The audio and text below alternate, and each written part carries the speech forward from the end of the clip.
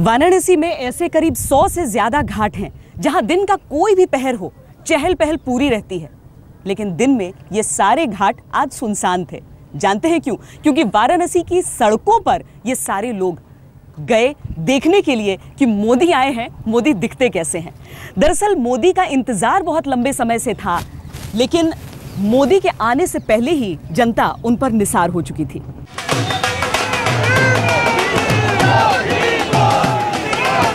मोदी की एक झलक पाने के लिए बनारस की सड़कों पर हुजूम मचल रहा था। कोई सुबह 8 बजे से इंतजार कर रहा था, कोई भीड़ में सबसे आगे रहने के लिए 4 घंटे से मशक्कत कर रहा था। कोई राम लक्ष्मण के रूप में था तो कोई मोदी के पोस्टर को हाथ में लेकर लहरा रहा था, कोई भारत माता के भेष में रैली में शामिल हुआ था। मुझे तो लगता है आज ही नरेंद्र मोदी बनारस के एमपी हो चुके हैं। बनारस बेकरार है इस देश को प्रधानमंत्री देने के लिए, उसकी चाहत है, कण-कण की चाहत है, बाबा विश्वनाथ के एक एक रत्ती की चाहत है नरेंद्र मोदी इस देश के प्रधानमंत्री बने। पूरा वाराणसी आज मोदी में हो चुका, क्या पूरा देश मोदी में हो चुका, और आज माननीय नरेंद्र मोदी जी को देश की जनता ने प्रधानमंत्री मान लिया। देश में एक आत्मविश्वास जागृत हो चुका है कि मोदी जी के रूप में भारत को एक अच्छे प्रधानमंत्री मिलने वाले हैं। बनारस की धरती पर मोदी के मुरीद भगवान शंकर और हनुमान के अभेश धारण कर मोदी के स्वागत में जुटे थे। लोगों का विशाल जन सैलाब मोदी की एक झलक पाने को बेताब था। पूरे रोड शो के दौरान मोदी का जबरदस्त स्वागत हुआ। कोई छतों से मोदी पर फूल बरसा रहा था, कोई रोड शो के दौरान हर हर मोदी का नारा लगा रहा था। पीड़ित है भारत की जनता, अब उसका उद्धार चाहिए, देश जूझता महंगाई से, उसमें तुरंत सुधार चाहिए। एक लाइन और है, कहते लक्ष्य के साथी भैया, लौह पुरुष सरदार चाहिए, भ्रष्टाचार मिटाने को अब मोदी की हुंकार चाहिए। मोदी को लेकर दीवानगी ऐसी कि 2 किलोमीटर के सफर को तय करने में 3 घंटे से ज्यादा वक्त लग गया। ये मोदी जी का संदेश था कि घर घर में जाकर मेहंदी लगे और हर एक आदमी को याद रहे कि कमल पे मोहर लगानी है। कुछ लोगों को क्या है, ये पता होता है खाली कि मोदी मोदी मोदी, कमल का निशान कई लोगों को नहीं पता होता है। ये इसलिए संदेश है कि कमल का बटन दबाना है। इस पूरी रैली में वाराणसी की आम जनता के साथ पूरे देश भर से लोग शामिल हुए। पुरानी छवि की बेड़ियों को तोड़ते हुए मोदी जब सर्वधर्म समभाव की बात कर रहे हैं, उस वक्त उनके साथ मुस्लिम समुदाय के लोग भी दिखे। आज नरेंद्र मोदी जी अपना नामांकन भरने जा रहे हैं और हम सभी मुस्लिम बहनें मलैया चौराहे पर उनका स्वागत करेंगी, उनका खैर मकदम करेंगी। हम लोग जा रहे हैं मलैया चौराहे तक, नरेंद्र मोदी यहाँ पे आ रहे हैं उनके समर्थन के लिए। वहीं मनमोहन सिंह को लगता है कि ये मोदी की लहर नहीं है। Modi wave is the creation of the media. I think the country as a whole is swept by any Modi wave. इन सब के बीच मोदी ने पर्चा दाखिल कर दिया। ऐसा करते हुए यह पूरा ध्यान रखा कि काशी की नुमाइंदगी हो। इसीलिए प्रस्तावकों में ठुमरी गायक छन्नूलाल मिश्रा थे, तो महामना मदन मोहन मालवीय के पोते गिरधर मालवीय भी। बुनकर समुदाय से अशोक कुमार थे, तो गंगा की लहरों पर जिंदगी गुजारने वाले मल्लाह समुदाय के भद्र प्रसाद निषाद भी। गौरव सावंत, वाराणसी, आज तक। जीवन दायिनी है गंगा, मोक्ष दायिनी है गंगा, लेकिन यह भी सच है कि गंगा मैली है। जितने भी लोग यहाँ पर रहते हैं सब यही शिकायत करते हैं कि कहने को पवित्र नदी के तट पर वो रहते हैं, लेकिन पीने को पवित्र पानी नहीं, गंगा की सुध लेने वाला कोई नहीं। मोदी ने जब वादों का पिटारा खोला तो गंगा के लिए भी ऐलान किए और गंगा किनारे रहने वालों के लिए भी।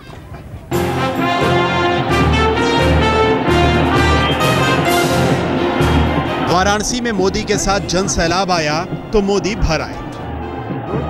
सबसे पहले मां गंगा की दुर्दशा से दुखी मोदी बोले कि मां ने बुलाया है तो मां की तकलीफ भी दूर होगी। वाराणसी की गंगा भी वैसे ही निर्मल होगी जैसे अहमदाबाद की साबरमती हुई है। नामांकन दफ्तर से मोदी ने वादे किए, मुद्दों की बात की। गंगा को निर्मल बनाने का वादा किया तो बुनकरों की तकलीफ दूर करने का भरोसा भी दिलाया। मोदी ने कहा अगर वाराणसी की जनता का आशीर्वाद साथ रहा और देश ने उन्हें मौका दिया तो काशी के बुनकरों के दिन बहुरेंगे, चीन को बनारस टक्कर देगा। अपनी पुरानी छवि को धोने के लिए वाराणसी पहुंचे मोदी ने गंगा के साथ यमुना की बात की। उस वाराणसी का मान रखने का वादा किया जिसकी गलियों में सदियों से अलग अलग मतों का आकाश खुलता है। मोदी ने कहा ईश्वर उन्हें शक्ति दें तो वो गंगा जमुनी तहजीब को नई सांस दे सके। मोदी ने वाराणसी की जनता से कई वादे किए जिन वादों की काशी को सबसे ज्यादा जरूरत है। श्वेता सिंह के साथ अनूप श्रीवास्तव, वाराणसी आज तक। काशी भोले बाबा की नगरी है। कहते हैं सबसे पुराना आबाद शहर यही है इस दुनिया का। वैसे यह भी तो सत्य है कि शिव की जटाओं से ही होकर गंगा मां निकलती है। तो नरेंद्र मोदी ने न सिर्फ गंगा मां को याद किया बल्कि शिव को भी याद किया। शिव की शक्ति में उन्हें भरोसा है, संकट मोचन की भक्ति में उन्हें भरोसा है। ओम अघोरेभ्यो घोरेभ्यो घोर घोरतरेभ्यः सर्वेभ्यः सर्वसर्वेभ्यो नमस्ते अस्तु रुद्ररूपेभ्यः तत्पुरुषाय विद्महे महादेवाय धीमहि तन्नो। शिव की नगरी में मोदी आए तो गढ़ के साथ ग्रहों की दशा भी सुधर जाए, नॉमिनेशन के मुहूर्त तक संकट टल जाए। धर्म पर यह अनुष्ठान मुंह अंधेरे ही शुरू हो गया था। ऐतिहासिक भीड़ के साथ नॉमिनेशन के लिए मोदी तो बाद में पहुंचे।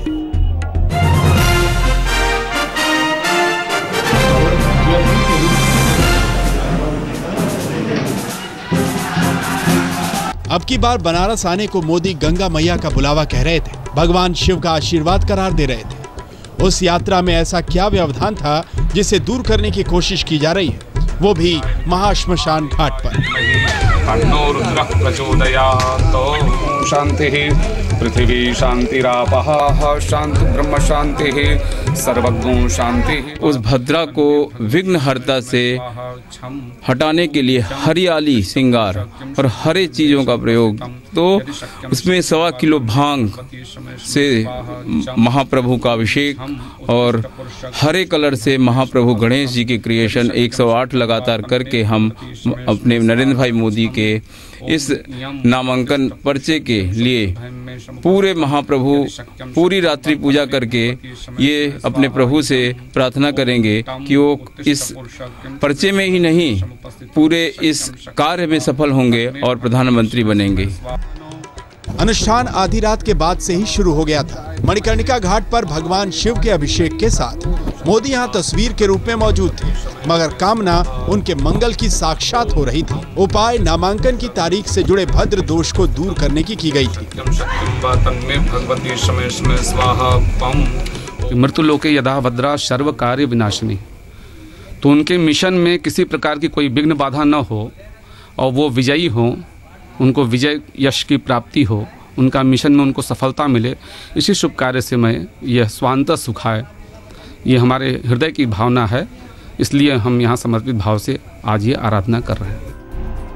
अब ऐसा तो होगा नहीं कि 24 तारीख से जुड़े पंचांग और भद्र दोष का अंदाजा मोदी की चुनावी रणनीति मैनेज करने वाली टीम को पता नहीं था, लेकिन इसके लिए कोई आधिकारिक अनुष्ठान का आयोजन नहीं किया गया था, बल्कि भद्र दोष की स्थिति बनने के बावजूद 24 तारीख को ही चुना गया। यह सिर्फ संयोग नहीं कि जिस दिन काशी में मोदी लहर सुनामी का रूप धारण कर रही थी, उसी दिन यूपी और पास के बिहार में वोटिंग हो रही थी। इन तमाम इलाकों में टीवी के जरिए समर्थकों की सुनामी लहरें घर घर में पहुंच रही थी। वोटिंग के दिन इस लहर के आगे भद्र दोष की क्या बिसात, ग्रहों की दशा चाहे जो भी हो, काशी में अपने विरोधियों को मोदी ने दिखा दिया जो दिखाना चाहते थे।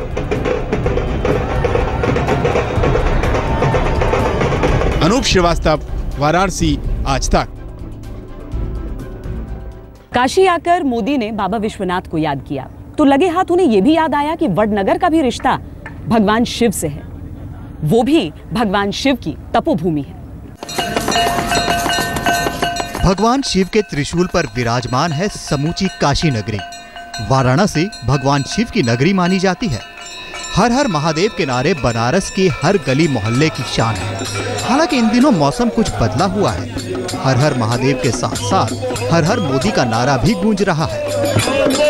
भगवान शिव के 12 ज्योतिर्लिंगों में काशी विश्वनाथ मंदिर वाराणसी में गंगा नदी के तट पर विद्यमान है। मोदी शिव की महिमा और शक्ति को जानते हैं। बनारस के साथ सियासी रिश्ता कायम हो चुका है।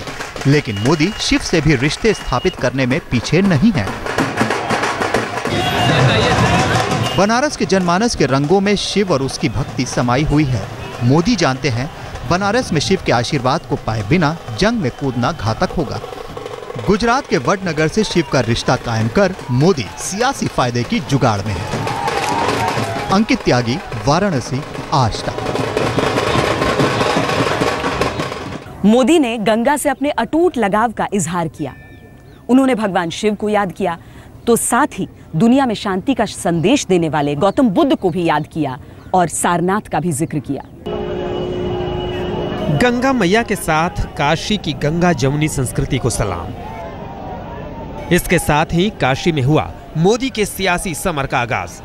बनारस वालों से कुछ वादे किए, कई भरोसे भी दिए कि काशी का तो कायाकल्प करके रहूंगा। काशी में उमड़े जनसैलाब को प्यार का पैमाना बनाते हुए यह आभार भी जताया कि महात्मा कबीर और भगवान बुद्ध की धरती का संदेश स्थिर आंखों पर बिठाकर रखेंगे। माहौल चुनावी है, लिहाजा ये वादे और ये सलामी भी सियासी मालूम पड़ते हैं, मगर मोदी का ये भरोसा याद रखने लायक है। बनारस वालों से वादा तो हर चुनाव में होते रहे हैं, मगर पीएम कैंडिडेट का वादा कुछ अलग मायने रखता है, क्योंकि सवाल सिर्फ सियासत नहीं, काशी की सांस्कृतिक और साझे अस्तित्व को अक्षुण्ण रखने का है। आज तक ब्यूरो। गंगा जल से शुद्ध कुछ भी नहीं है, इसीलिए गंगा की सौगंध लेकर नरेंद्र मोदी ने काशी की इस सबसे बड़ी लड़ाई की शुरुआत की है। हमारी इस खास पेशकश में इतना ही। देश और दुनिया की बाकी खबरों के लिए आप देखते रहिए आज तक।